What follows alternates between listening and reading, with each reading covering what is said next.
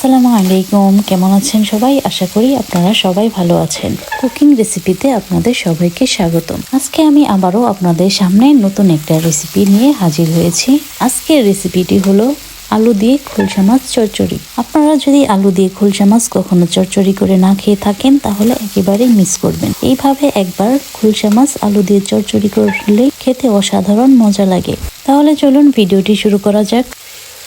আমাদের আঞ্চলিক ভাষায় এই মাছটাকে বলা হয় খোলসা মাছ। আপনারা এই মাছটা কি নামে জানেন অবশ্যই কমেন্ট করে জানাবেন। মাছগুলো ভেজে নেওয়ার জন্য দিয়ে দিচ্ছি স্বাদমতো লবণ, আর তার সাথে দিয়ে দিচ্ছি সামান্য পরিমাণের হলুদের ফাঁকি। এখন এই মাছগুলো ভালোভাবে মেখে নিতে হবে। আপনারা চাইলে এখানে মরিচের ফাঁকিটাও ব্যবহার করতে পারেন। ভালোভাবে মেখে নিয়ে 10 মিনিটের মতো রেস্টে রেখে দিচ্ছি, যাতে হলুদ আর লবণটা ভিতরে প্রবেশ করতে পারে। মাছগুলো রেস্টে রেখে দিয়ে রান্নার জন্য কেটে নিয়েছি টমেটো, আলু, পেঁয়াজ ও মরিচ। আজকে আমি এই গুঁড়া মাছটা টমেটো আর আলু দিয়ে রান্না করব। তার জন্য আলু ও টমেটো একেবারে কুচি কুচি করে কেটে নিয়েছি। গুঁড়া মাছের সাথে সবজিগুলো চিকন করে কেটে দিলে দেখতে অনেক ভালো লাগে। এখন একটা কড়াইতে পরিমাণ মতো তেল গরম করে এর মধ্যে দিয়ে দিচ্ছি মাছ। একসাথে সমস্ত মাছগুলো দিয়ে দিবেন না, তাহলে উল্টানোর সময় মাছগুলো ভেঙে যাবে। গুঁড়া মাছ ভাজার সময় তেলের মধ্যে একটা একটা করে ছেড়ে দিবেন, এতে উল্টানোর সময় মাছগুলো খুব সহজে উল্টে যাবে এবং একটাও ভাঙবে না। সবগুলো মাছ দিয়ে দেওয়া হয়ে গেলে একটু সময় নিয়ে নিচের সাইডটা ভালোভাবে ভেজে নিতে হবে। যখন নিচের সাইডটা ভালোভাবে ভাজা হয়ে যাবে তখন উল্টিয়ে উপরের পাশটাও ভালোভাবে ভেজে নিতে হবে। আর উল্টানোর সময় অবশ্যই খুব সাবধানে উল্টে দিতে হবে, না হলে ভেঙে যাবে। আমি এখানে মাছটা একেবারে মুচমুচে করে ভাজবো না, আবার একেবারে নরম করেও ভাজবো না, মিডিয়াম সাইজে ভাজবো। আপনারা আপনাদের পরিমাণ মতো ভেজে নেবেন। মাছগুলো ভাজা হয়ে গেছে, এখন আমি এগুলো উঠিয়ে নিচ্ছি এবং ওই তেলের মধ্যে দিয়ে দিয়েছি কেটে রাখা পেঁয়াজ ও মরিচ। সেই সাথে দিয়ে দিচ্ছি পরিমাণ মতো লবণ। লবণ দেওয়ার পর সামান্য একটু নেড়ে চেড়ে পেঁয়াজ মরিচটা লবণের সাথে মিশিয়ে নিচ্ছি এবং এর মধ্যে দিয়ে দিচ্ছি পরিমাণ মতো হলুদের ফাঁকি, তার সাথে স্বাদ মতো মরিচের ফাঁকি, অল্প একটু সজের ফাঁকি আর অল্প একটু জিরার ফাঁকি, তার সাথে 1 টেবিল চামচ আদা ও রসুন বাটা।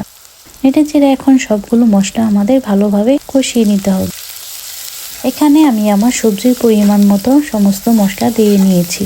আপনারা আপনাদের সবজির পরিমাণেই মশলাগুলো ব্যবহার করে নেবেন। মশলাগুলো বেশ কিছুক্ষণ সময় নিয়ে কষিয়ে নিতে হবে, যতক্ষণ পর্যন্ত না কাঁচা গন্ধটা দূর হয়ে যায়। মশলা কষানো হয়ে আসলে এর মধ্যে দিয়ে দিচ্ছি কেটে রাখা আলু। এখন নেড়ে চেড়ে আলুগুলো মশলার সাথে আমাদের ভালোভাবে মিশিয়ে নিতে হবে।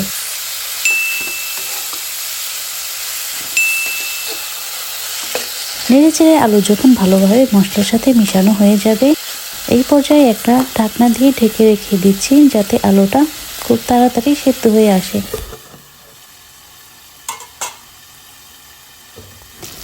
ঢাকনা উঠিয়ে মাঝে মাঝে আলুটা নেড়ে দিতে হবে, না হলে নিচ থেকে পুড়ে উঠবে।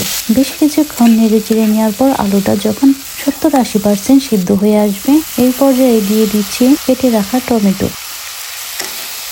টমেটো দেওয়ার পরেও নেড়ে চেড়ে টমেটো আমাদের বেশ কিছুক্ষণ কষিয়ে নিতে হবে।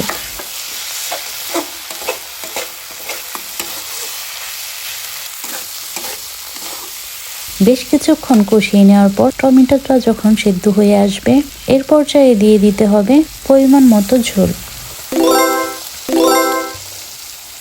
ঝোল দেওয়ার পরে একটু নেড়ে চেড়ে ঝোলের সাথে তরকারিটা ভালোভাবে মিশিয়ে নিয়ে একটা ঢাকনা দিয়ে ঢেকে রেখে দিচ্ছি বলক আসা পর্যন্ত। তরকারিতে যখন বলক চলে আসবে, ঢাকনাটা উঠিয়ে এর মধ্যে দিয়ে দিচ্ছি ভেজে রাখা সেই মাছ। এখন চামচের সাহায্যে মাছগুলো খুব সাবধানে ঝোলের ওপর দিয়ে ছড়িয়ে দিচ্ছি। এখন আপনাদের ঝোল যতটুকু প্রয়োজন ততক্ষণ পর্যন্ত জাল করে নেবেন। গুঁড়া মাছের তরকারিতে ঝোলটা একটু আঠালো হলে খেতে ভীষণ মজা লাগে। 6-7 মিনিট জাল করে নেওয়ার পর আমার ঝোলটা একেবারেই শুকিয়ে এসেছে। তরকারিতে ঝোলের পরিমাণটা এরকম থাকলেই হবে। এই পর্যায়ে আমি গ্যাসের চুলাটা অফ করে দিচ্ছি। আজকের রেসিপিটা এই পর্যন্তই ছিল। দেখতেই পাচ্ছেন কত সহজে নদীর গুড়া মাছ চরচড়ি হয়ে গেছে। এইভাবে নদীর যে কোনো গুড়া মাছের চরচড়ি করে খেলেই খেতে ভীষণ ভালো লাগে। বাসায় একদিন ট্রাই করে দেখবেন, আশা করি আপনাদেরও অনেক ভালো লাগবে। আজকের এই ভিডিওটি যদি আপনাদের কাছে ভালো লেগে থাকে অবশ্যই লাইক এবং কমেন্ট করে আপনাদের মতামতটি জানাবেন। আর এরকম মজার মজার রেসিপি পেতে চাইলে অবশ্যই আমার চ্যানেলটি সাবস্ক্রাইব করে আমার পাশেই থাকবেন। আজ এই পর্যন্তই, আবার দেখা হবে নতুন কোনো ভিডিও নিয়ে। ততদিন পর্যন্ত ভালো থাকবেন, সুস্থ থাকবেন। আমার এই ভিডিওটি যারা শেষ পর্যন্ত দেখেছেন তাদেরকে অসংখ্য ধন্যবাদ। আল্লাহ হাফেজ।